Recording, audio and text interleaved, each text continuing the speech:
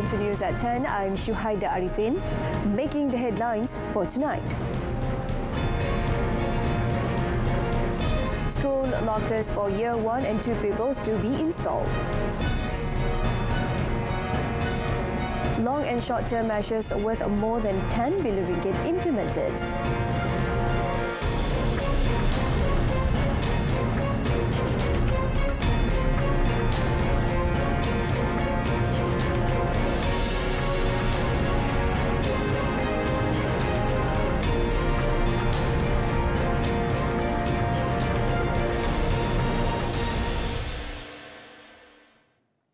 The installation of school lockers for Year 1 and 2 pupils will be completed by the end of October, according to Dr. Razzie Jidin. The Senior Education Minister said the first phase of the school locker initiative will benefit 629 double-session schools nationwide with the installation of 249,646 lockers. Kerana kegunaan loker ini adalah untuk memudahkan anak-anak kita, khususnya dalam konteks salah satu inisiatif yang kita sebut bahawa pendekatan pengajaran dan pembelajaran yang mungkin sedikit berbeza. Sebagai contoh berdasarkan tema. Jadi tak setiap masa untuk mata pelajaran tersebut perlu pakai buku teks sebagai contoh. Maka kalau ada buku teks dalam loker, anytime boleh ambil dalam loker. He said this to reporters after the handover of lockers at SK Gombak Setia in Gombak today. He added that 37.3 million ringgit has been set aside for the school locker initiative. The second phase of the initiative will commence next year, which will see the provision of lockers extended to Year 4, 5 and 6 pupil in selected schools. On 6 March, Dr. Razzie said the ministry will be providing lockers in primary schools as one of the 7 approaches to address the heavy school bag issues.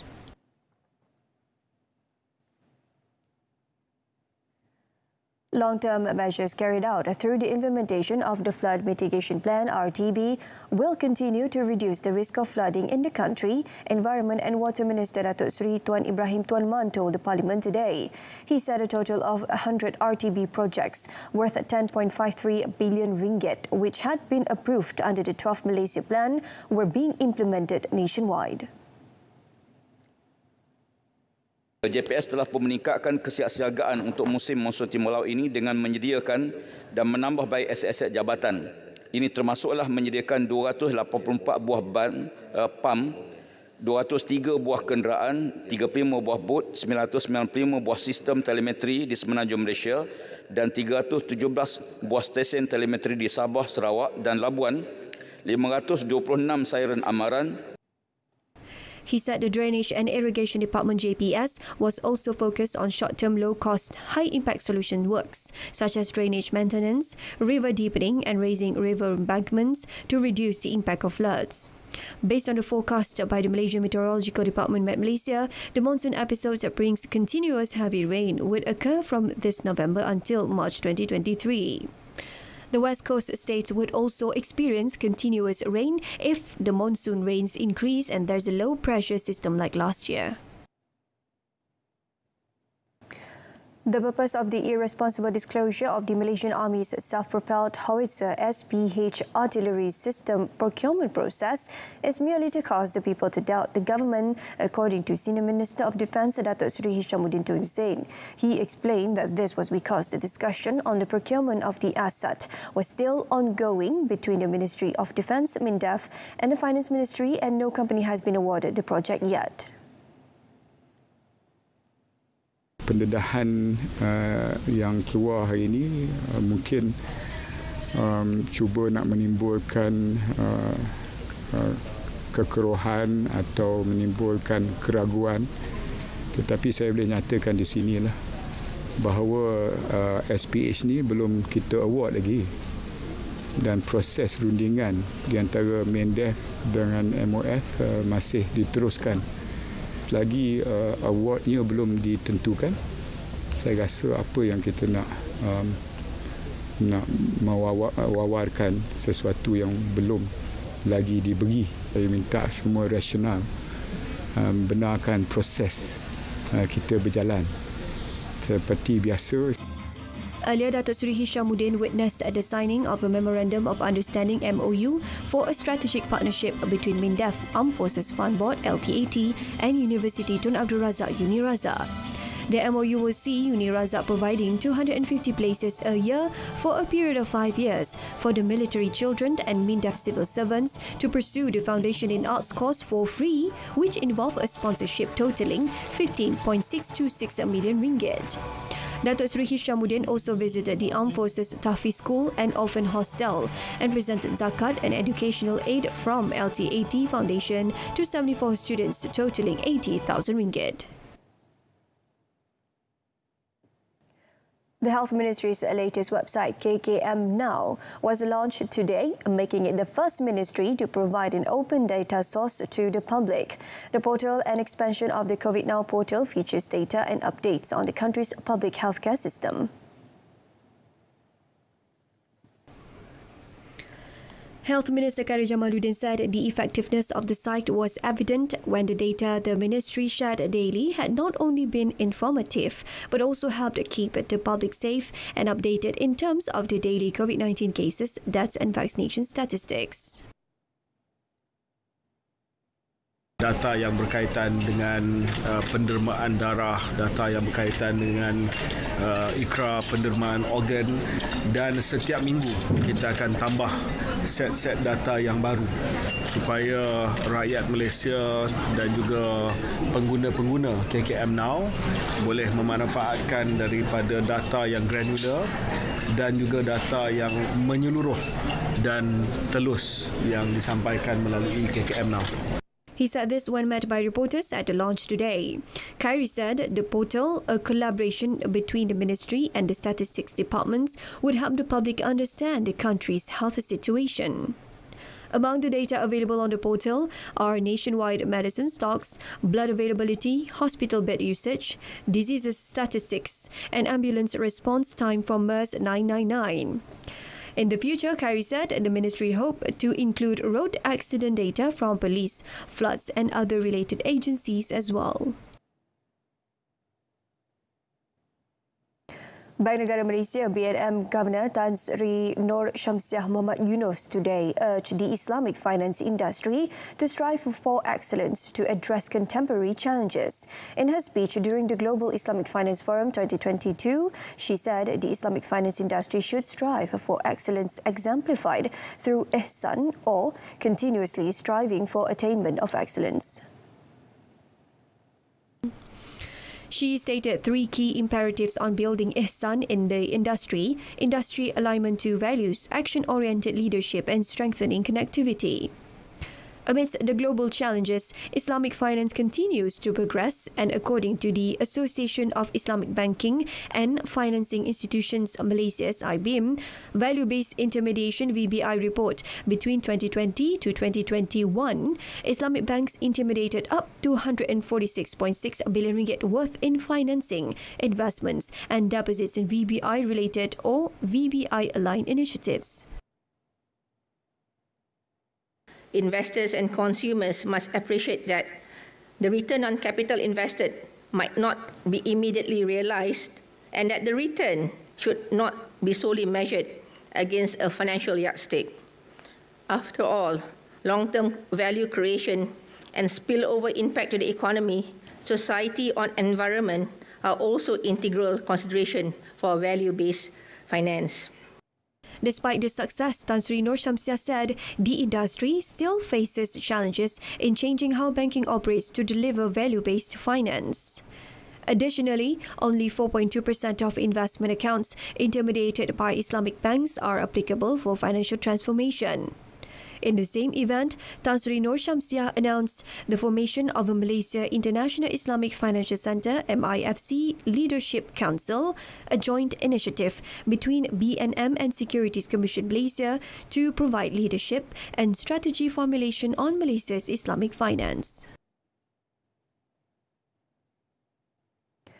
Yang di-Pertuan Agong Sultan Abdul Nari Ayatuddin Al-Mustafa Billah Shah today granted an audience to Speaker of Turkish Parliament, Professor Dr. Mustafa Sentop at Istana Negara. Sentop and his delegation arrived at the palace at 10:45 a.m. and were welcomed by Dewan Rakyat Speaker Tan Sri Azhar Azizan Harun.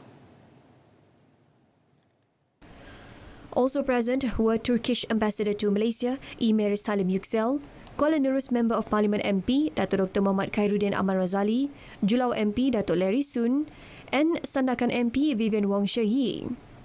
The audience, which lasted almost half an hour, was part of the Sentop's programs during his 3-day official visit to Malaysia, which began on Monday. Sentop and his delegation had earlier visited the International Islamic University of Malaysia, IIUM, in Gombak. They departed home this evening.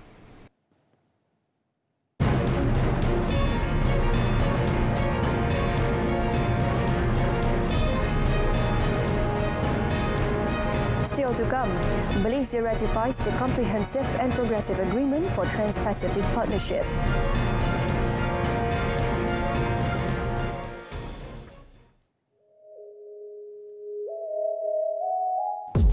Why do we tell you stories? Relevant, New, efficient, accurate. reliable. We bring you extraordinary stories from around the world, from politicians, bankers, and even your favorite celebrities. This and many more on RTM's English News.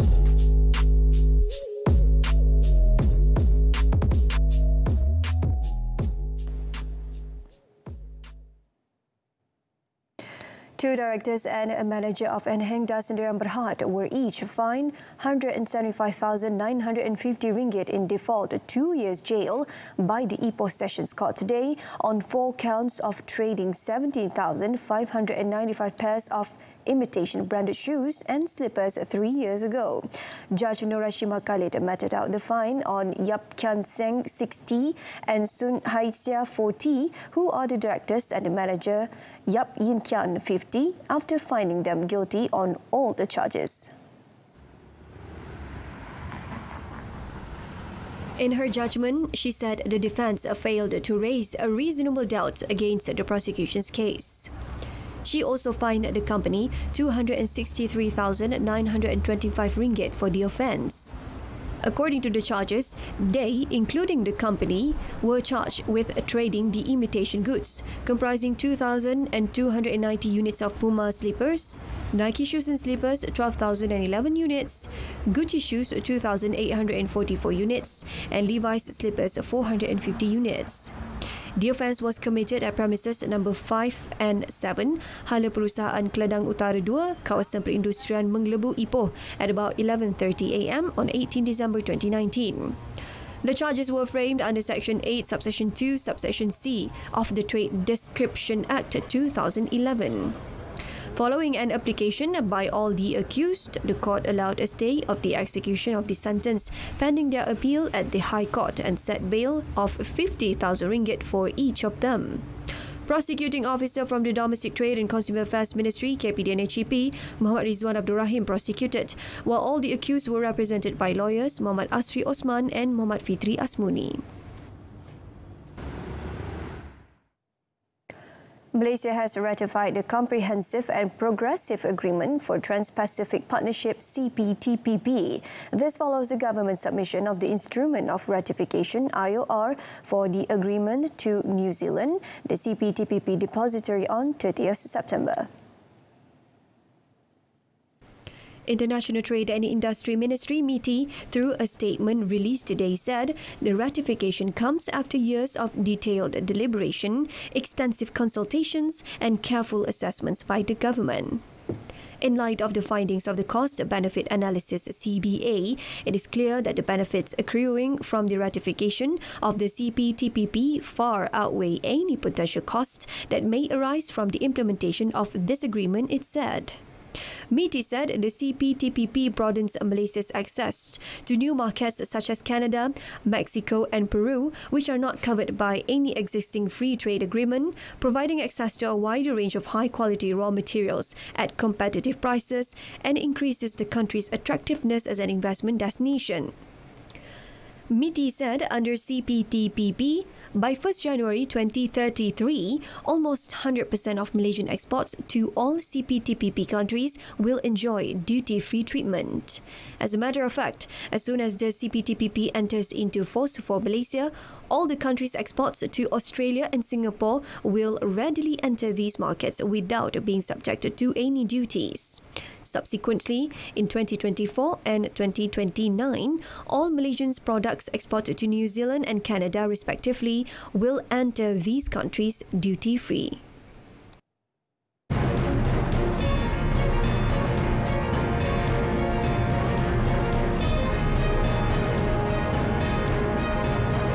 At least 25 dead after wedding bus falls into Indian Gorge. That and more coming up in our foreign segment.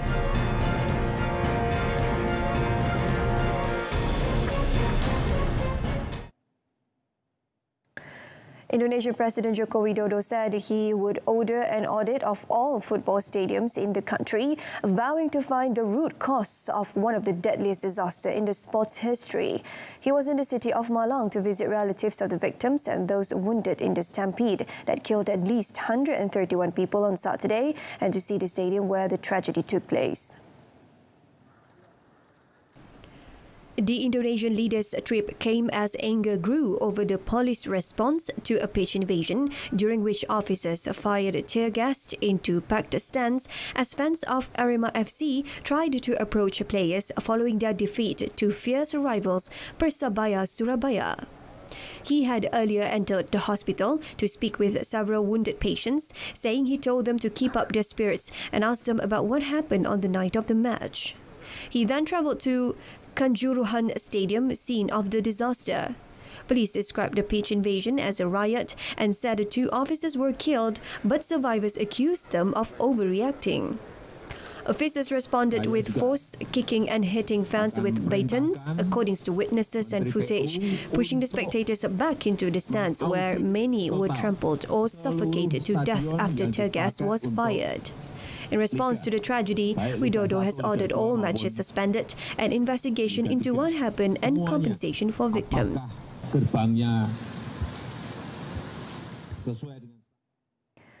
At least 25 people were killed after a bus carrying wedding guests veered off the road and fell into a deep gorge in northern India. Police said the vehicle was travelling along a treacherous mountain highway in Uttarakhand state when it careened over an edge and plunged at least 500 meters, 1,640 feet, with around 45 people on board. The state's top police official Ashok Kumar told AFP that at least 20 people have been rescued, while Prime Minister Narendra Modi said that all possible assistance would be given to the survivors.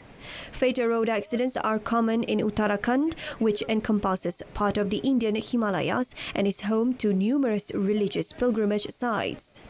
Nearly 24 people were killed in June when their bus plunged into a gorge while en route to a shrine to a Hindu deity Yamuna, north of the state capital Dehradun. India accounts for 11% of the global road death toll, despite only having 1% of the world's vehicles, according to a World Bank report released last year. The same report estimated 150,000 car crash fatalities in India annually, or 1 person every 4 minutes. It added that road crashes cost the Indian economy around $75 billion each year, with medical expenses and loss of income driving many accident survivors into poverty. China saw a robust consumption driven by dining, shopping and entertainment. During the ongoing week-long National Day holiday, retailers and restaurants in major cities across China embraced surging sales during the holiday as many people stayed put to prevent the spread of COVID-19. During the holiday, local governments across the country also handed out consumption vouchers to boost consumption, covering key businesses, shopping malls, hotels, restaurants and supermarkets. A person in charge of a shopping mall in Shenzhen said that the coupons issued by the government, the preferential policies of the merchants, and the festive atmosphere of the shopping malls during the National Day holiday jointly promoted the growth of consumption, thus forming a virtuous cycle of consumption. In major cities such as Beijing and Shanghai, the performance market ushered in a consumption peak. The Beijing Municipal Bureau of Culture and Tourism has organized 1,348 mass cultural activities such as performances, exhibitions and cultural lectures, among which immersive performances, restaurants, murder mystery games and room breaks have become hotspots. China's box office also took a big slice of the holiday consumption pie. The patriotic action film Homecoming has dominated the box office in China this past weekend. The film is about Chinese diplomats and their heroic rescue of compatriots in danger in foreign countries. Major oil producers led by Saudi Arabia and Russia were set to meet today as reporters said they were mulling an output cut off up to 2 million barrels per day in a bid to prop up slumping prices. If implemented, it would be the first such major cut since a landmark curb on production at the start of the COVID pandemic. Energy prices soared after Russia invaded Ukraine earlier this year, pushing inflation to decades-high levels that have put pressure on economies across the world. But they have fallen in recent months on concerns over dwindling demand and a slowdown in the global economy.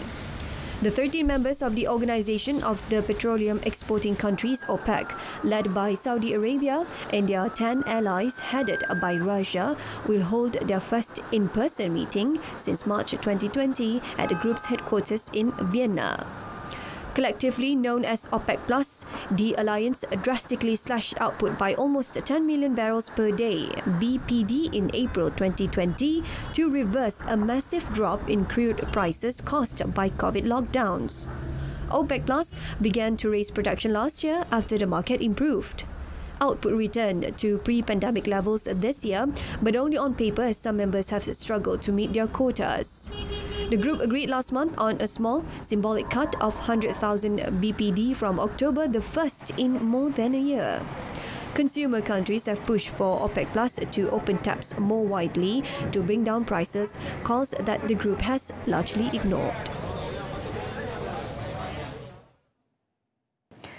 European Commission President Ursula von der Leyen will impress upon EU leaders meeting this week the need for a gas price cap and to ensure any financial support measures allow fair competition. EU governments have debated a gas price cap for weeks without reaching agreement, and while a majority of EU members support some form of cap, Germany, Denmark and the Netherlands are opposed, citing concerns over security of supply. In a speech to the European Parliament in Strasbourg, the EU executive chief said she would lay out a roadmap in a letter to the leaders who will gather in Prague from Thursday. Without a common European solution, we risk fragmentation. If every member state goes on its own, we have fragmentation we don't want. And we have to do something against it. And therefore it is so paramount that we preserve a level playing field within the European Union and our single market. Every member state is benefiting from it. She also said the EU needed to step up its negotiations with trusted partners and look into joint procurement, beginning with gas used to generate electricity. For gas in general, von der Leyen proposed a temporary solution in the form of a cap until a new EU price index was in place. The main TTF price benchmark was guided by pipeline supply and no longer representative of a market that includes more liquefied natural gas, she said. Von der Leyen said the energy crisis required exceptional measures, but it was paramount that the EU preserve a level playing field.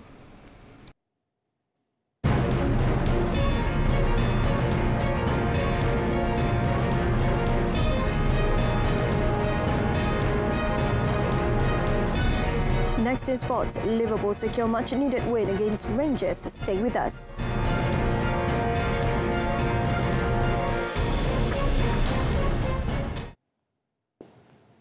Football Association of Malaysia FAM President Datuk Hamidin Mohamad Amin has been nominated as a member of the Federation International the Football Association FIFA for the selection of the Asian Football Confederation AFC Executive Committee for the 2023-2027 term. The matter was confirmed by the AFC in the list of candidates issued by the governing body today, with the election expected to take place on 1st and 2nd April next year in Manama, Bahrain. The AFC also said that one of the 5 appointed FIFA Council members will be appointed as a member of the AFC Women's Executive Committee. The election of FIFA Council positions will be monitored by persons appointed by the FIFA Governance Committee, and the final list of candidates will be published at the latest 30 days prior to the 33rd AFC Congress, as stipulated in Article 32.19 of the AFC Statutes, Edition 2022, and Article 9.3 of the AFC Electoral Code, Edition 2022. On the nomination, Datuk Hamidin considered it an honour for national football in Malaysia. He said the nomination speaks of the support from other Asian countries who put their faith in him, and at the same time it is in line with his goal of making Malaysia football a very important component at the international level. The AFC had given affiliates until 1st October to submit nominations as required in the AFC Statute 2022 edition and the AFC Election Code 2022 edition. On to European football, Liverpool put their recent status behind them to comfortably beat Rangers 2-0 in the Champions League and move into second spot in Group A.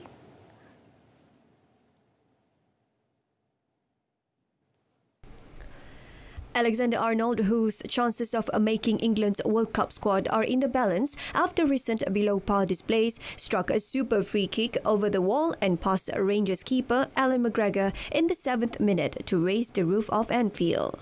Salah then scored the second from the penalty spot in the 53rd minute after Luis Diaz was brought down in the box. Rangers looked drained and exhausted trying to stem Liverpool's attacks as the intuitive Thiago Alcantara blocked attacks and fed through balls from midfield. Liverpool captain Jordan Henderson said the win was a relief after recent pressure on the team, who set an uncharacteristic 9th in the Premier League and lost their opening Group A clash to Napoli. The win puts the 6 times European champion on 6 points after 3 games, 3 points behind leaders Napoli.